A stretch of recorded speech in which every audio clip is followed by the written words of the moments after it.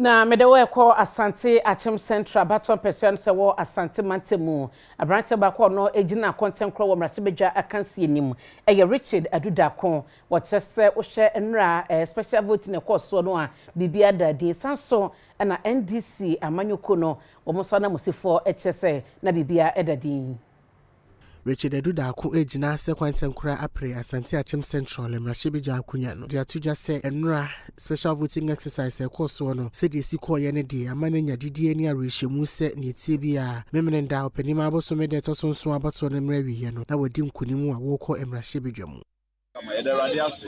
say electoral commission and security officers people are in your course of camera. Yaka a member. I don't know education. And say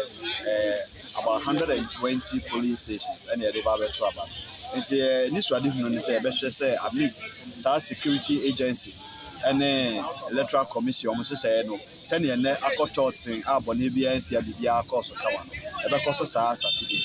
Ofiesi do a communications officer MNDC amanyoko e Asante Akyem Central. Enne de course no se me se me digina so aka asem dia se de ahomkeka amanfo e de pie e ba ya na omo asanlae no mo to aba no mo rehemu mapa se on the 7th of December no amanfo be pie in their numbers abeto aba atia baomia no matter aba my excellency John Damani mama obi ani abere enya amambo no eden aho kire nko a de bia na meka se wo san akoto aba ma Dr. Baomia na ho hye na mo dia from good 8 years and na woni je ho